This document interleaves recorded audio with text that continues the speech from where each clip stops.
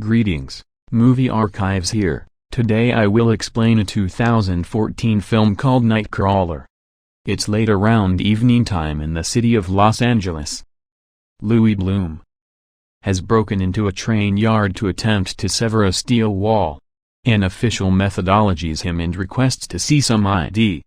Lou stays calm and shows it to him. And afterward he goes after the man and kills him. Lou later takes the split-up wall to a scrapyard and offers the wall to the yard's proprietor while attempting to arrange a more exorbitant cost. He then, at that point, inquires as to whether he is recruiting. Since he can begin right away, he utilizes his maxim: if you need to score that sweepstakes, you must have the means to purchase a ticket. The proprietor rebukes him and says he won't employ a hoodlum.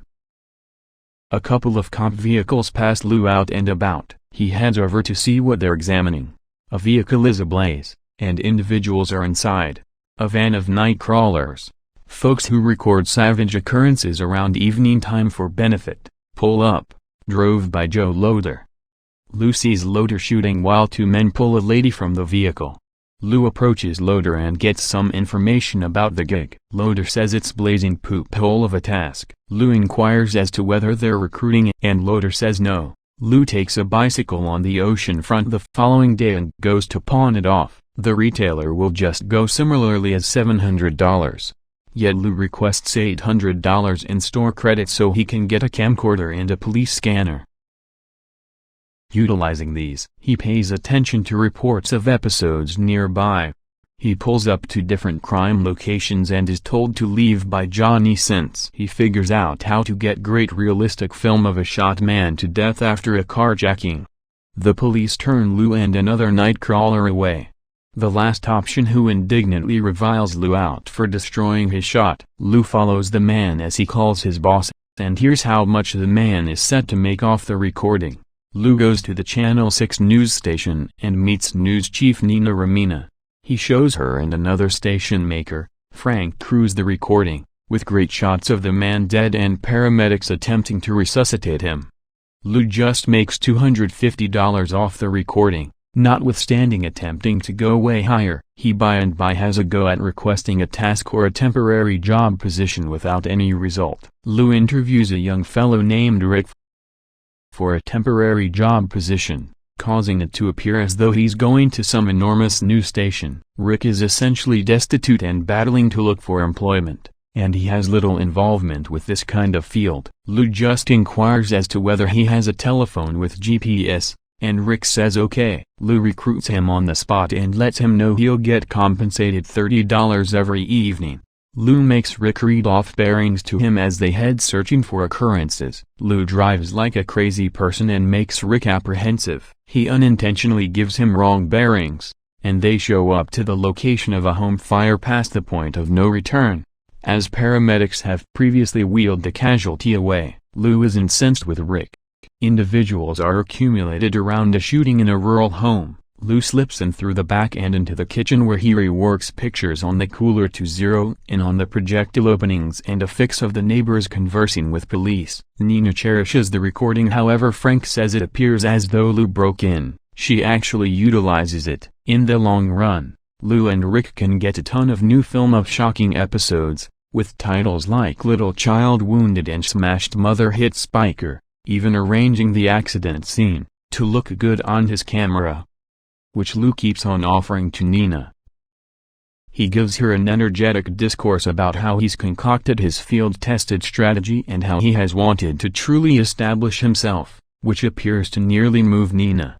Lou remains by Nina when two anchors from her station are set to give an account of one of the occurrences that Lou got on camera. He makes reference to a Mexican eatery and welcomes Nina to go with him. Nina declines, as she would rather not undermine their expert relationship. However, Lou infers that he'll quit giving her a great film assuming she says no.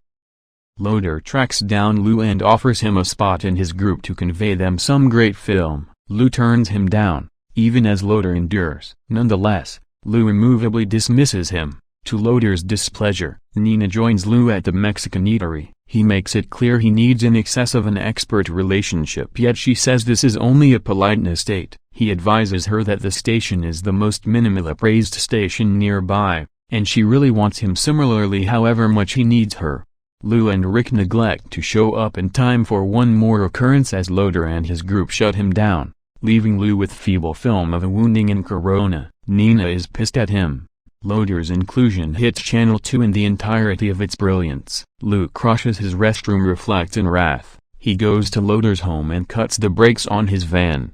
This later prompts Loader crashing the van into a post. Lou and Rick show up in time for Lou to film Loader being wheeled away in a cart, gagging on his own blood.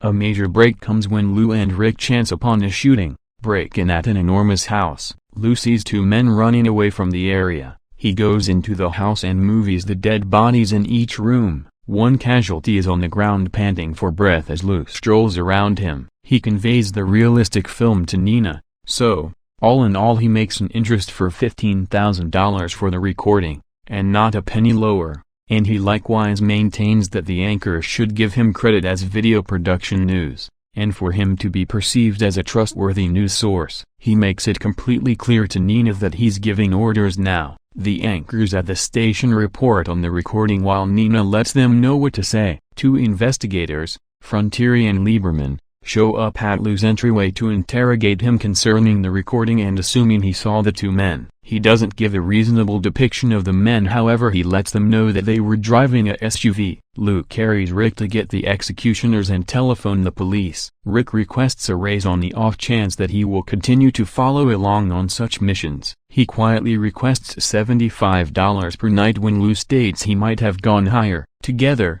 they track down the executioners and follow them to an eatery. Lou telephones the police and expresses one of them has a weapon. Two police show up and enter the spot. Two more appear, and the executioners start to take shots at them. The police shoot the bigger executioner dead while the other one moves away. Lou and Rick follow them in an extreme pursuit. The cop vehicle is hit by another vehicle. Another cop vehicle gets up to speed to the executioner and they crash. Lou stops the vehicle and goes to have his chance. He lets Rick know that the executioner is dead. Rick goes to film the executioner, just to think that he is alive and with a weapon. He shoots Rick multiple times prior to slithering out. The executioner points his firearm at the police and is shot dead. Lou films his cadaver and afterward films a withering Rick. Rick says Lou realized the executioner was alive, and Lou suggests that he did this since Rick took steps to think twice about the entire activity. Rick kicks the bucket. Lou carries this to Nina,